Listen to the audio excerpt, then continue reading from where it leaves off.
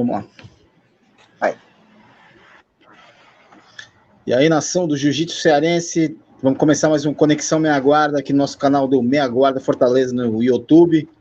Primeiramente, quem não é inscrito, se inscreva no canal, deixa aquele like no vídeo. E vamos lá. Vamos recebendo hoje aqui o Samuel Falcão, pré-candidato a vereador de Fortaleza, também faixa preta aí conhecida aqui no estado do Ceará, um dos nomes, um dos grandes nomes do jiu-jitsu cearense. Para começar, Samuel, comenta aí pra gente como é que foi teu início no jiu-jitsu, como é que o jiu-jitsu entrou na tua vida? Assim, boa noite, bom dia, boa tarde, não sei qual horário que você vai estar assistindo aí agora. Assim, Samuel, o jiu-jitsu entrou na minha vida desde muito cedo, entendeu? Eu sempre fui muito apaixonado por artes marciais, cara. Eu fui criado meio que isolado, assim, eu fui uma criança sem amigos, né, vamos dizer assim. Então, minha avó veio do interior para Fortaleza, e aí, na época ela ganhou um terreno, e aí montou uma casinha, mas esse terreno era ali no meio da aldeota, e a gente era pobre, né, bem humilde mesmo, e aí você tinha várias casas, várias mansões ao redor, e um terreno com uma casa bem simplesinha, tinha nem reboco nas paredes ali no meio. Então eu não tinha como fazer amizade, né? Não era muito a minha realidade ali. Eu estava ali, mas eu não era muito daquele ambiente. Então eu fui criado sozinho, dentro de um terreno bem grande, né, brincando sozinho, e sem influência de ninguém, né, eu desenvolvi uma paixão pelas artes marciais. Eu gostava de assistir filme de artes marciais, e aí eu assistia os filmes e ficava brincando sozinho, batendo em árvore, sabe, batendo em garrafa descartável.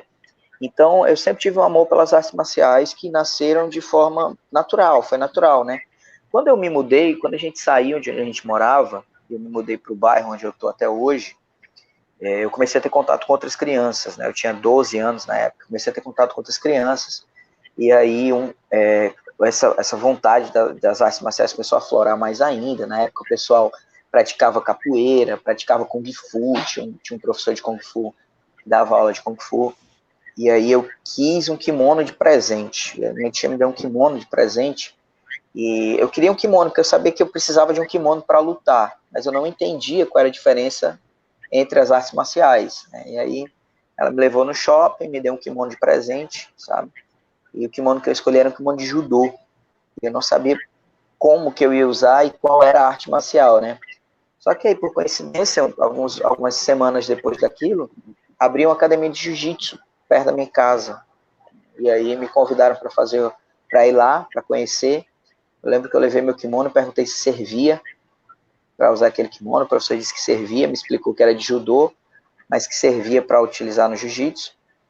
E aí eu comecei a treinar jiu-jitsu, né? E desde então, cara, não consegui mais pensar em outra coisa, né? Tive um momento ali, fiquei afastado do esporte por 6 anos, mas foi um momento que eu tive uma lesão muito séria, e essa lesão me desmotivou muito, não tive apoio, não tive ajuda, a minha situação financeira era muito difícil, eu caminhava, quando eu não tinha passagem de ônibus, eu ia da minha casa para a academia a pé ou correndo com a mochila nas costas, e eram 6 quilômetros, entendeu? E aí, quando o pessoal sabia, né, algumas pessoas sabiam da minha condição, algumas pessoas me davam o dinheiro da passagem para me voltar, né, porque eu fazia 2 treinos, então eu ficava muito cansado, mas quando não tinha ninguém para fazer isso, eu voltava a pé, os 6 quilômetros, entendeu? Quando eu conseguia, eu voltava correndo, quando não dava, eu voltava andando. Então, diante dessa dificuldade financeira e tudo isso, eu dei uma pausa no jiu-jitsu, mas eu retornei, tá com 8 anos que eu retornei, e literalmente eu vivo jiu-jitsu todos os dias da minha vida, né? Ou eu estou treinando, ou eu estou dando aula, ou eu estou orientando algum aluno, sabe? Todos os dias, todos os momentos da minha vida. Pouquíssimos momentos do meu dia eu não estou fazendo algo relacionado ao jiu-jitsu. Pô, aí ficou esse período fora, né? E tu retornou, qual foi o ano isso aí? Eu retornei no meio de 2012. Não disse o teu ano que tu iniciou no jiu-jitsu. Eu iniciei de verdade jiu-jitsu em 2003. 2003. Aí parou quando? Aí parei em 2006, mais ou menos, eu parei. Qual era a faixa? Qual era a tua graduação? 2006, quase 2007, eu era faixa roxa, quando eu parei. Treinei com quem? Eu treinei quase 4 anos, treinei com o Clube Brito. Iniciei com o Clube Brito, né? O Petersen Brito. Foi meu primeiro professor de jiu-jitsu. Isso, e depois eu treinei. Tive outros professores, né? Pouco conhecidos, né? Tive um professor que na época era Game Fight, era o Kleber. E o Kleber me deu aula também nesse período. Né? Peguei graduação também com o Kleber. Depois fui treinar com o Hamilton Caminha, né? Da HC. Foi meu professor também. Né? Treinei bastante tempo com o Hamilton. O Hamilton me deu minha faixa azul. E aí depois disso eu parei. Né? Na verdade, a sequência foi ao contrário. Né? Eu treinei com o Clube Brito, treinei com o Hamilton, depois treinei com o Kleber. Depois parei total. Né? Não tive como continuar.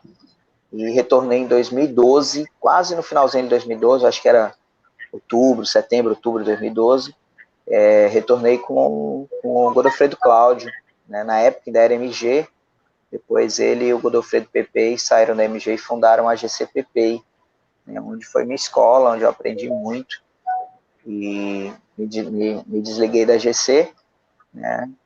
E agora coordeno a Ubuntu. Aí quando tu retornou, nesse período de 2000 até 2003, né? De 2003 a 2006, tu chegou a competir, não?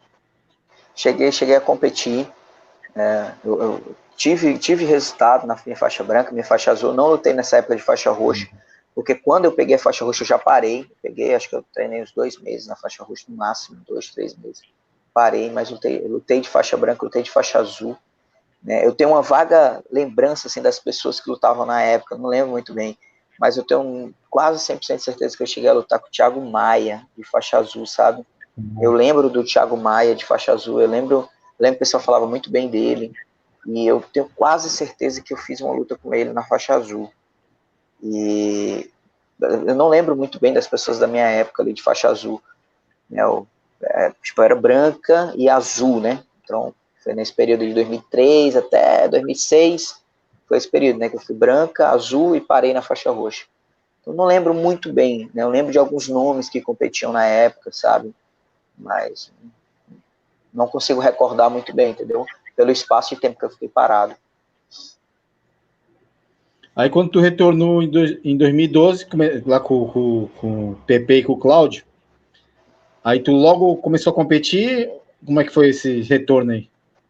Na verdade, quando eu voltei, Samurai, eu estava muito, muito obeso, né? Eu estava muito sobrepeso e estava saindo de uma depressão muito profunda, né? Eu tive depressão assim, enfim, remédio e tratamento e, né, enfim. Então, não foi um período muito fácil para mim.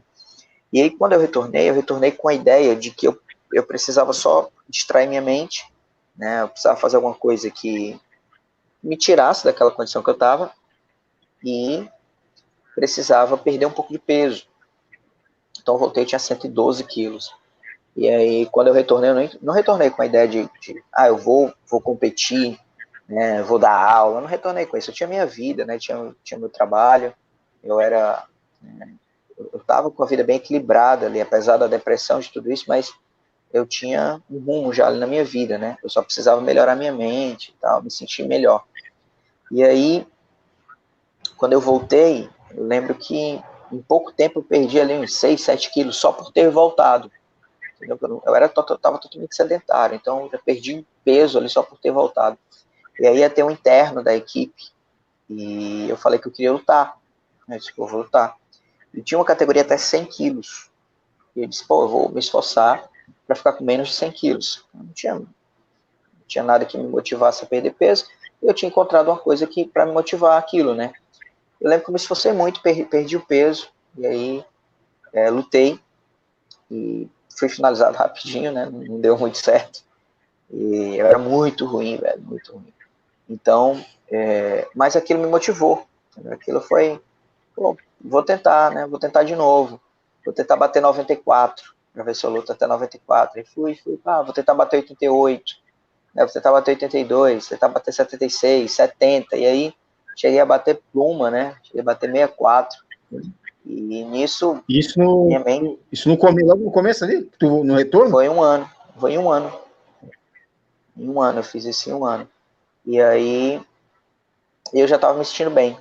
Quando eu cheguei nessa faixa aí de menos de 80 quilos, já estava me sentindo bem, já estava muito confiante com o meu jiu-jitsu, sabe, já saía de casa para ir para uma competição, mas com o sentimento de que eu poderia ser campeão, né? Não mais com o sentimento de que antes eu saía só para ir, já saía com essa intenção, sabe, vou ser campeão, vou lutar para vencer. Então eu não voltei com a intenção de competir, eu voltei com a intenção de perder peso. E a competição foi... Eu sou um competidor por natureza, tipo assim, eu sou muito competitivo, né? E aí quando eu vi aquela situação, né, eu comecei a me motivar com aquilo, né? Aquilo começou a mexeu comigo, né? E aí comecei a perder esse peso, comecei a competir. Não, eu lembro da primeira vez que você fez a matéria minha. Nossa, eu fiquei muito feliz, mano, quando eu vi aquilo. Pô, velho, sai no meia guarda. E aí aquilo me motivou muito, sabe? Então, foi dessa forma, foi natural. E isso aí foi em um ano, né? Aí tu continuou competindo e tal, mas como você mesmo diz, já me disse até quando você foi na minha academia, você era muito ruim.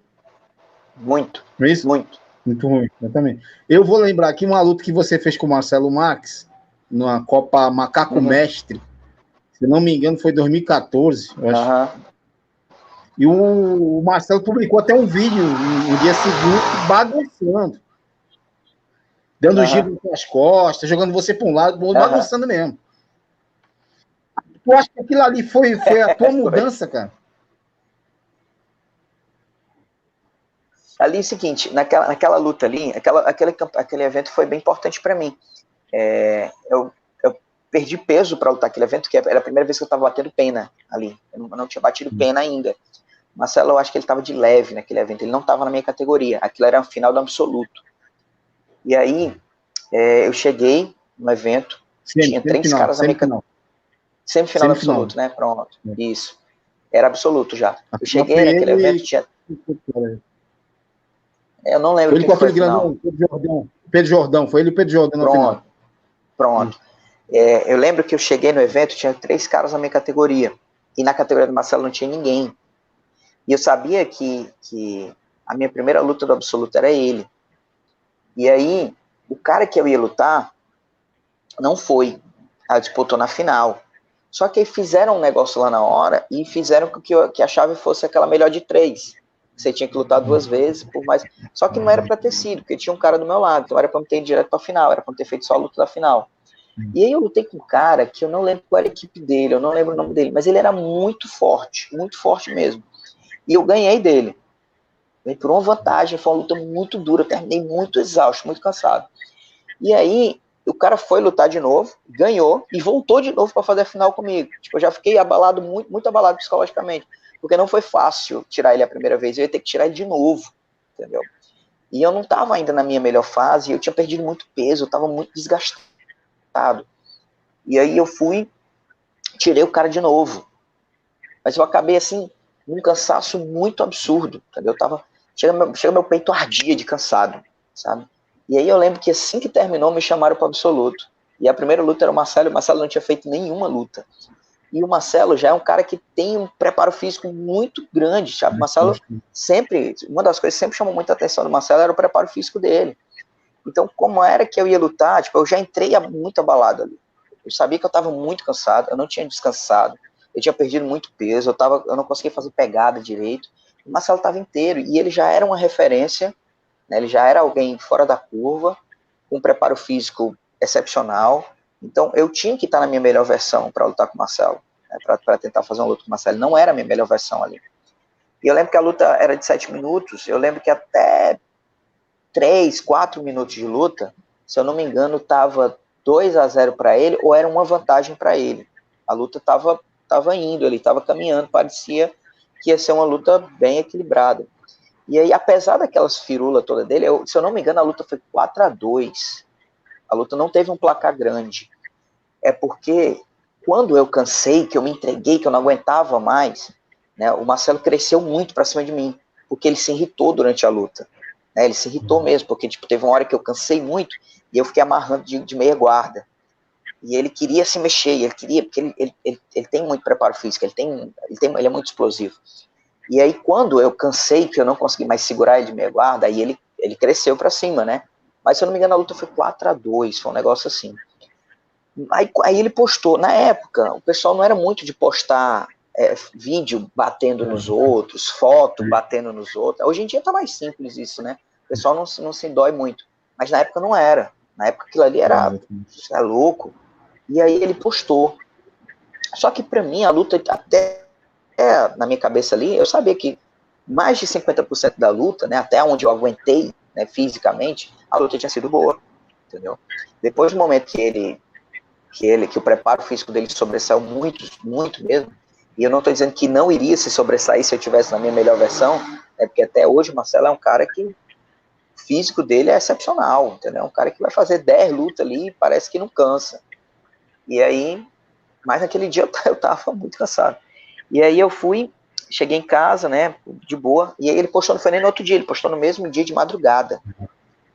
E aí, pô, a galera da equipe, tinha uma galera que gostava muito de mim, a galera pegou ar com aquilo, entendeu? E aí começaram a comentar na publicação dele, e aí ele começou a responder aquelas publicações, entendeu? Tipo, se o cara não quisesse isso, não lutasse, isso assim, assim. Tipo, ele não tava falando nada demais, entendeu? Mas para aquele momento, para aquela época, aquilo não acontecia, né? Então aí começaram a me mandar print, começaram a me mandar coisa e tal. Aí eu lembro que eu fui no privado, até no Facebook dele, aí botei assim, falei alguma coisa. Não, ele falou comigo, ele perguntou se eu tava chateado, né, com a postagem dele. Eu falei, cara, não tô chateado, entendeu? Só que eu não sei se esses 20 segundos que tu postou representam realmente 7 minutos. Mas a galera que tá falando aí e tal. Eu lembro que a gente meio que se arranhou ainda ali no privado e tudo, mas depois passou, né? E aí foi importante para mim, né? Foi um momento importante para mim. Primeiro, eu me senti muito querido pela minha equipe, sabe?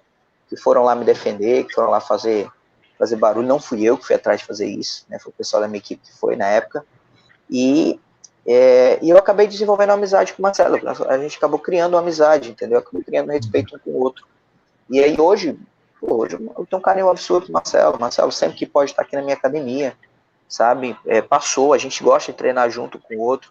Depois, logo ali, depois daquilo ali, a gente começou a treinar junto, ele, o Pica-Pau. A gente quase, um dia sim, outro não, a gente estava em algum canto treinando junto. E passou, né? Mas foi importante para mim. Até hoje eu lembro dessa luta. Foi a partir daí que tu deu uma melhorada, deu uma guinada na tua vida, assim? Acredito que... Pronto, eu não vejo aquela luta lá não. Hã? No teu jiu-jitsu e até na tua vida, porque tu fez uma mudança radical, né? Sim, fiz, com certeza. Mas eu acho que a luta que mais mexeu comigo não foi essa do Marcelo. Não sabe? A luta que mais mexeu comigo foi a com o Ian, com o Pica-Pau. Né? Até hoje eu comento com as pessoas que foi a luta que realmente deu esse boom assim na minha vida, sabe? Porque ali quando eu lutei com o Marcelo, eu já vinha em uma crescente, entendeu? Eu ainda não era quem eu queria ser, mas eu já vinha numa crescente. Quando eu lutei com o Ian, não. Quando eu lutei com o Ian, eu nem sequer tinha ganho uma luta na faixa roxa. Eu nunca tinha ganho ninguém na faixa roxa. Entendeu? Então, aquilo para mim foi muito importante. Quando saiu a chave lá, eu e Ian Pica-Pau, a primeira luta, eu vi como a maior oportunidade da minha vida. Tipo, eu nunca ganhei de ninguém. Se a primeira pessoa que eu ganhar na faixa roxa for o Ian, porra, eu tenho que fazer isso. Então eu me dediquei muito. Para aquela luta com o Ian, eu me dediquei muito. Para a luta com o Marcelo foi assim, caiu, aconteceu. Sabe? Eu me inscrevi e apareceu o nome dele. Para o Ian, não. Tipo, eu me dediquei para aquilo, eu queria aquilo, sabe? Eu foquei naquilo. Aquilo era o meu objetivo. Ganhar dele naquele dia era o meu objetivo.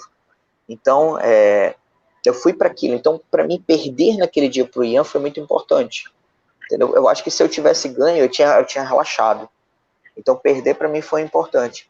E também foi uma luta que para mim foi muito boa, porque eu perdia, eu era muito finalizado. Né? Era difícil terminar uma luta. E aí eu luto com o Ian Pica-Pau, a luta termina 4-2. Ele também levou uma vantagem muito grande em cima de mim. Sabe? Tipo assim, foi um 4-2 que eu não conseguia fazer nada. Mas foi só 4-2. Então, 4-0, quer dizer. Então, quando terminou, eu fiquei com o sentimento de que poderia ter sido melhor, entendeu? De que eu poderia ter ido um pouco mais longe, eu vou me dedicar mais. E aí eu comecei a me dedicar mais, e aí né? Foi ter 3 lutas que foram muito importantes para mim, né? O Ian Pica-Pau, Bebeto Oliveira, Marcelo Marques. Né? Eu perdi as 3, foram seguidas, né? Uma atrás da outra. Eu perdi pro Ian 4-0, aí algumas semanas depois eu perdi pro Marcelo 4-2, e algumas semanas depois eu perdi pro Bebeto por uma vantagem. Eu senti um crescimento na minha vida. Né? Eu lutei com 3 caras que eram referência. Eu venho de uma geração, até falei para os meninos um dia desse, eu venho de uma geração que não tinha vida ninguém conseguia ter vida mole, né? Eu venho da geração que você tinha Rafael Vasconcelos, você tinha Jonas Bruno, você tinha Marcelo Marques, você tinha Ian Pica-Pau, você tinha Ian Belém, você tinha muita gente boa, velho. Não tinha como. Gleidson Papi, sabe? Cara, velho, toda a categoria era boa, velho. Não tinha, sabe? Foi uma geração. O Marlos, apesar de eu nunca ter lutado com o Marlos, mas ele também estava ali no calço, né? Quando a gente estava perto de sair da roxa, ele estava chegando na faixa roxa e, tipo, já chegou batendo em todo mundo, botando terror, entendeu? Foi uma geração muito difícil, cara, muito difícil mesmo, sabe? Então, não foi fácil para mim. Eu cresci muito, né? Eu amadureci muito, mas não foi fácil, não. E essa tua mudança e agora de vida mesmo, de até personalidade, não é personalidade, me fugiu a palavra agora. Tu deu uma melhorada fora do jiu-jitsu, tem uma melhorada em você mesmo. Eu acho que eu amadureci, sabe? Eu acho que eu amadureci, sabe? Conviver com pessoas me ajudou a amadurecer, entendeu? Então, nesse período, né, desde quando eu comecei a dar aula, eu tive a oportunidade, eu acho que uma das melhores coisas que aconteceu para mim foi disso, de conviver com pessoas diferentes, entendeu? De conviver com pessoas. E eu acho que eu amadureci, acho que eu cresci, eu acho que eu aprendi, sabe? Hoje, eu estou muito aberto a ouvir, né, e aprender sobre aquilo que eu não sei. No todo, eu tô falando no todo, sabe? Então, eu aprendi a ouvir crítica, eu aprendi a ser criticado, coisa que eu não sabia, né? Eu ficava muito desanimado quando eu era criticado. E hoje eu consigo receber uma crítica e entender que eu preciso melhorar, entendeu? Eu consigo ouvir alguém falando mal de mim e não ter raiva da pessoa, entendeu? Dizer, não, ela deve ter algum motivo, eu preciso ver se eu dei algum motivo para que essa pessoa fale mal de mim, para que essa pessoa não goste de mim. Então acho que foi isso, acho que o jiu-jitsu fez isso para mim, na minha vida, sabe? Ele me deu a oportunidade de conviver com pessoas e eu acho que pessoas, né, pessoas com personalidades diferentes da minha, pessoas com ideias diferentes da minha, pessoas que têm histórias diferentes da minha, acabaram que me ajudando a amadurecer. Então, eu sinto que eu melhorei muito depois do jiu-jitsu. Eu sinto que eu sou hoje realmente uma outra pessoa, entendeu? Quem me conheceu há 8 anos atrás, provavelmente não sabe mais quem eu sou, entendeu?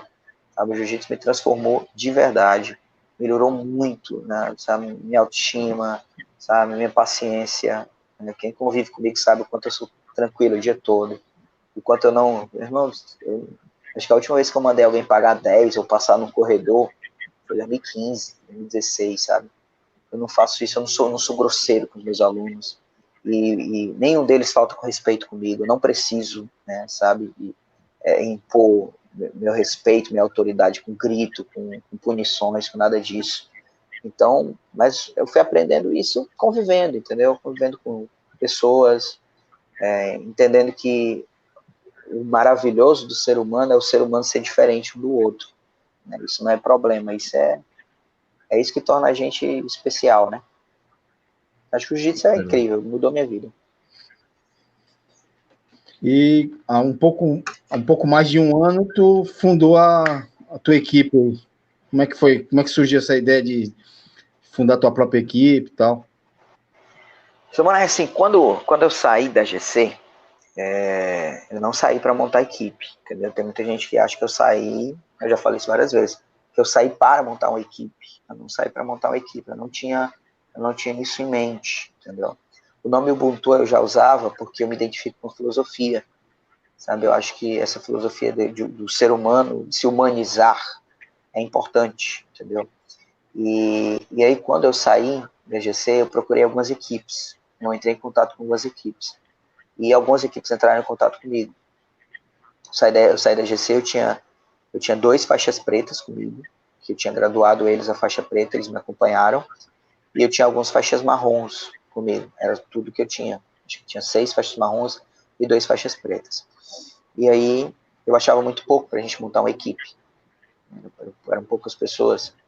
E ao todo, a gente, somando tudo, a gente tinha 200 alunos. Eu e os meus alunos, a gente tinha 200 alunos. E aí... Alô? Oi, fala. Voltou? Caiu aí, sumiu tua imagem. Uhum. Depois tu edita aí. E aí nós tínhamos ao todo 200 alunos. E quando eu saí, eu entrei em contato com algumas equipes, sabe, Samurai? E aí, o que aconteceu foi que o que eu vi tinha um padrão. Não vou falar nome de equipe aqui, mas tinha um padrão. Nós tínhamos um valor X que a gente tinha que destinar para as matrizes. Esse valor era mensal e tinha valores anuais e seminários e tudo isso que a gente tinha que bancar. E eu não via como que isso poderia ser benéfico para a gente, né, ao meu ver. Eu não conseguia entender como que isso poderia trazer resultados efetivos para a gente destinar parte dos recursos que a gente ia gerar aqui para uma matriz longe daqui, e na maioria das equipes, não estou dizendo que são todas, não existiria suporte. O suporte que existiria era a gente ir até eles. Né? Não existiria um suporte que justificasse os investimentos, o esforço que a gente ia fazer. E aí foi que eu falei, cheguei para meus superiores e disse, olha, se for para ser assim, a gente fica só. Se for para a gente gastar essa grana aí anual, a gente fica só e pega esse dinheiro e investe em pessoas. Né? Paga aí passagem para o pessoal ir para o Mundial, tira visto americano, faz o que for preciso. A gente investe em pessoas. Não faz sentido a gente pagar esse valor, esses valores. E aí a gente foi e disse, vou montar uma equipe, vamos. E eu já me identificava com a filosofia Ubuntu. E aí eu comecei a pesquisar se tinha alguma equipe com o nome Ubuntu. E aí não tinha, só tinha um projeto social com o Ubuntu Jiu-Jitsu. E aí eu entrei em contato com a CBJJ e dava pra gente registrar o Ubuntu Jiu-Jitsu. Então a gente registrou a Ubuntu Jiu-Jitsu e montou a Ubuntu Jiu-Jitsu. Aí o primeiro faixa preta que veio, antes da gente bater o martelo, foi o Paulo Formiga, que para mim foi incrível, para mim foi um aval de que as coisas iam dar certo, porque ele era um cara bem mais antigo que eu, um cara que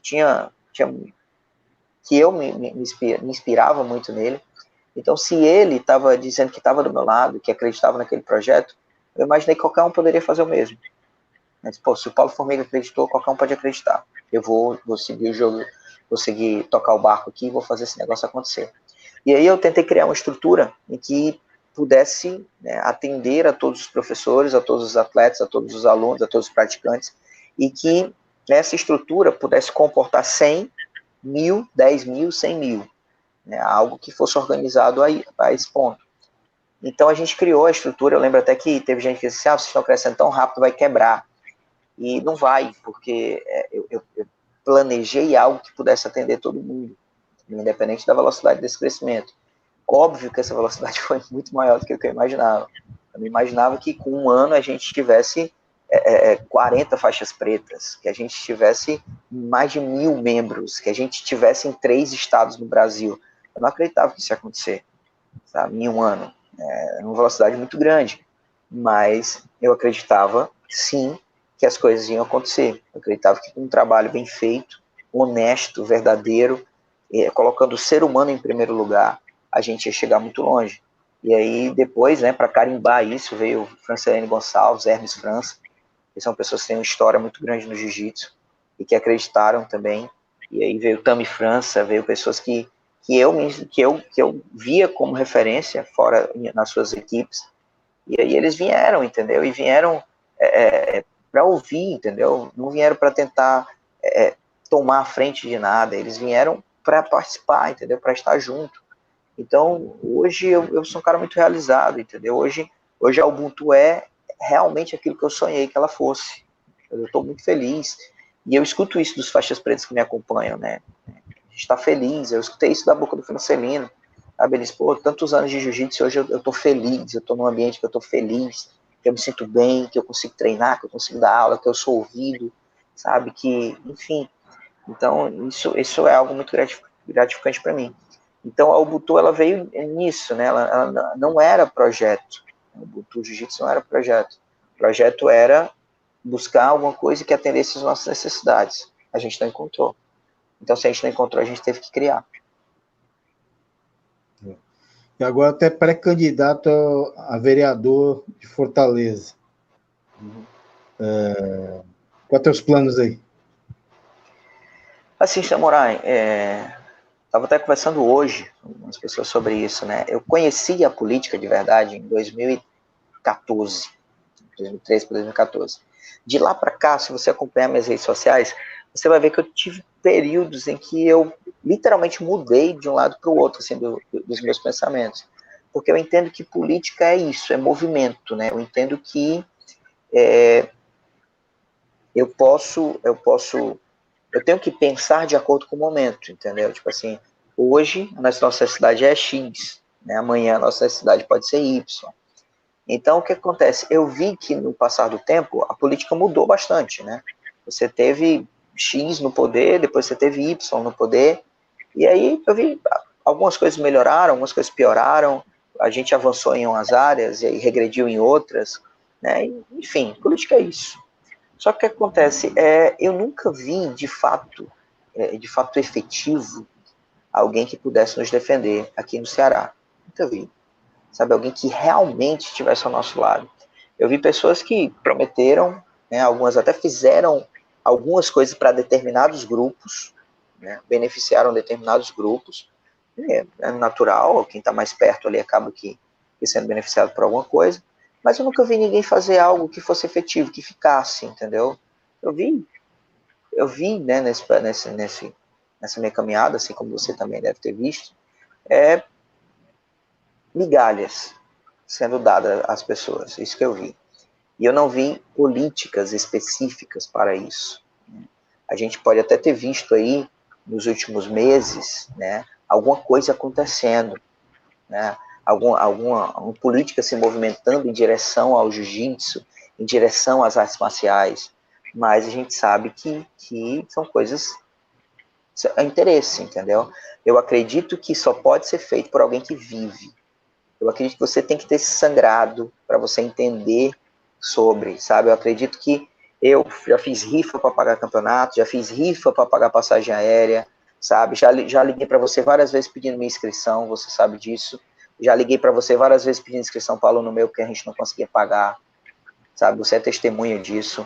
Então a gente nunca foi assistido, sabe? Aí, agora começou a acontecer alguma coisa aí, ano eleitoral, óbvio que sempre as coisas acontecem, faz parte.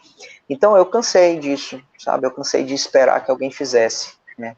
Eu quero tentar fazer alguma coisa, sabe? Eu quero tentar, eu quero dar minha cara a tapa, eu quero me esforçar, eu quero ver se realmente não pode ser feito. Né? Como algumas pessoas falaram que não dá, eu quero ver se não dá, porque até onde eu tenho conhecimento, dá para fazer sim, dá para fazer coisas realmente relevantes e coisas que durem, né? Não migalhas que sejam jogadas ali e depois acabem, coisas que possam permanecer, sabe? Então foi baseado nisso que eu entreguei meu nome aí para ser pré-candidato, né? E acreditando que a gente pode, né, fazer algo de relevante, entendeu? Então, tô aí, né? Esperar e ver se a gente vai fazer uma campanha, né? E se a gente for fazer campanha, esperar ver se as pessoas acreditam nisso, se faz sentido para elas ou não. Vamos trabalhar, vamos correr atrás disso. Boa. Como você pergunta aqui, eu ia te pedir para tu indicar um livro e deixar uma mensagem para a nação do jiu-jitsu cearense aí. Pronto, vou te indicar, tá aqui na minha frente o livro, deixa eu pegar aqui. Vou te indicar um livro aqui. Vou te indicar dois aqui, vou pegar dois livros aqui na minha cabeceira aqui.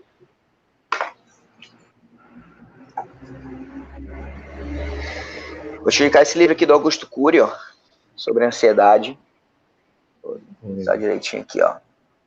Tá aqui na minha cabeceira sempre, eu gosto muito dos livros do Augusto Cury. Leio pra caramba, tá? Tenho vários livros aqui na minha cabeceira. eu vou te indicar dois que eu mais gosto. E esse livro aqui, ó, Antifrágil, tá aqui na câmera aqui, ó. Tá? Esse livro aqui tem feito uma diferença muito grande na minha vida. Eu tô lendo, parece uma bíblia aqui, ó, a grossura do livro, enorme. E esse livro tem feito uma diferença muito grande na minha vida. Ele fala sobre a teoria da antifragilidade, né? Você tem um objeto que é frágil, o objeto frágil ele cai e quebra. O objeto resiliente, ele cai, ele se deforma com a queda, mas ele volta ao seu estado original, né? Já o objeto antifrágil, ele cai e cresce, entendeu? Então, a antifragilidade, ela é um pouco diferente da resiliência, né? Resiliência é o ato de você, é a condição em que você recebe muita pressão, se deforma com aquela pressão, mas você tem a capacidade de voltar ao seu estado original. Já a antifragilidade é o momento que você recebe muita pressão, mas você cresce com aquilo, você amadurece, você se torna alguém melhor. E esse livro foi incrível para mim durante a pandemia agora, sabe? Eu quero adotar a antifragilidade para minha vida. Recebi essa pressão toda aí da pandemia, como todo mundo recebeu, mas eu estou muito melhor do que antes da pandemia, cara, em todas as áreas da minha vida, sabe? Emocional, financeira, tudo, eu estou muito melhor do que eu estava antes da pandemia. Então, isso me ajudou muito, antifragilidade, né? Saí do estado que eu estava, recebi a pressão da vida, mas eu estou crescendo com ela, viu? Boa. Deixa aí uma mensagem aí pro pessoal aí. Mensagem que eu quero deixar para a galera do Jiu-Jitsu. Vamos lá, deixar essa mensagem para a galera do Jiu-Jitsu. Eu repeti o que eu falei hoje no treino. Eu acho que no Jiu-Jitsu, em qualquer coisa da vida, deixa para tudo aí. Eu vou falar para todo mundo. Mais importante do que intensidade, né, é constância. Então, tem muita gente dentro do Jiu-Jitsu que começa a treinar, dá 100% de si, mas dá aquele 100% durante um curto espaço de tempo. E aí acaba não tendo resultado e desiste.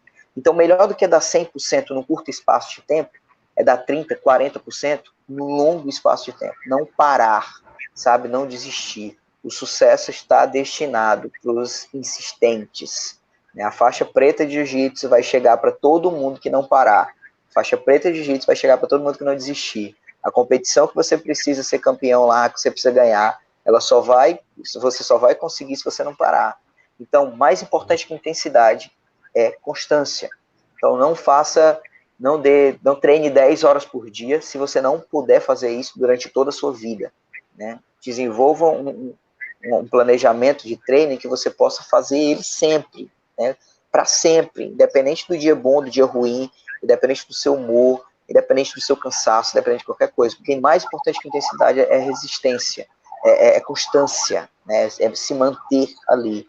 Isso serve para tudo, né? Tem gente que vai fazer uma faculdade e se entope ali de cadeira, de estudo, de tudo, e passa no primeiro semestre desiste da faculdade, porque foi intenso, mas não foi constante.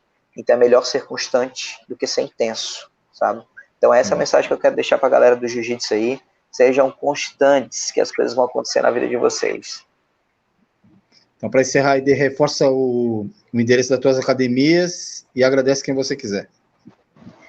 Eu tô com 2 academias agora, tá? Tem uma academia aqui na Messejana, é aquela academia que acho que a maioria dos jiu-jitsu-cearenses sabe onde é, muita gente passou em frente já. A gente fechou aquele prédio, tá? Infelizmente por causa da pandemia, mas abrimos um prédio muito maior, muito mais estruturado, muito bonito, que fica na rua lateral daquela rua ali, 50 metros de distância do antigo prédio, é na rua Santa Efigênia, número 60. E nesse prédio a gente está com jiu-jitsu de 7 da manhã até 10 horas da noite. O primeiro começa às 7 da manhã e o último começa às 10 horas da noite. Inclusive com treinos aos sábados e aos domingos. A gente funciona de domingo a domingo. A gente não para, tá? E a Academia da Maraponga, ela fica na Rua Holanda, número 1857. A Rua Holanda é aquela rua lateral ali do presídio desativado. É a mesma rua do Maraponga Martimora, mas a gente está bem no comecinho dela, ali perto da Bernardo Manuel. E a gente está montando a grade de horários lá, mas a gente está com horário de meio-dia, a partir de segunda-feira, 6, 7 e 8h30 da noite, tá? E aí eu queria agradecer, né, aos meus alunos, em primeiro lugar, tá? As pessoas que sempre acreditam em mim, que sempre estão lá, qualquer loucura que eu invento, esses caras compram a briga mesmo, sabe? Eu sou cercado de pessoas maravilhosas, sabe? Cercado de alunos maravilhosos. eles são literalmente o meu maior tesouro, entendeu? Então, eu queria agradecer a todos os meus alunos, a todos os professores da Ubuntu, todos os faixas pretas da Ubuntu que acreditam em mim, que acreditam que a gente pode fazer algo realmente relevante dentro do jiu-jitsu cearense. Eu queria agradecer ao meu maior patrocinador, que é a Mestre Fight, que acredita em mim desde 2014, sabe? Eu me desliguei da Mestre Fight um período, fiquei com outra marca de kimono, depois ele me fez uma proposta para me voltar, e a Mestre Fight faz uma diferença muito grande na minha vida, sabe? Para mim, é incrível, sabe? O apoio que eu recebo da Mestre Fight é algo maravilhoso. E, enfim, agradecer ao Meia Guarda, sabe? O Samurai tá comigo aí em tudo, tá? Obrigado, Samurai, de coração, mesmo, de verdade. Você é um cara que passou a ser meu amigo, sabe? Passou a ser meu amigo mesmo. Principalmente nessa quarentena agora, a gente conversou bastante, né? Desabafou bastante um com o outro aí. Então, obrigado por acreditar, sabe? Pode ter certeza que enquanto eu estiver aqui, você pode contar comigo também. Valeu, Samuel, obrigado aí pela entrevista. Aí, galera, relembrando, quem não é inscrito no canal, se inscreve e dá aquele like maroto aí. Valeu? Obrigado, Samuel. Boa noite.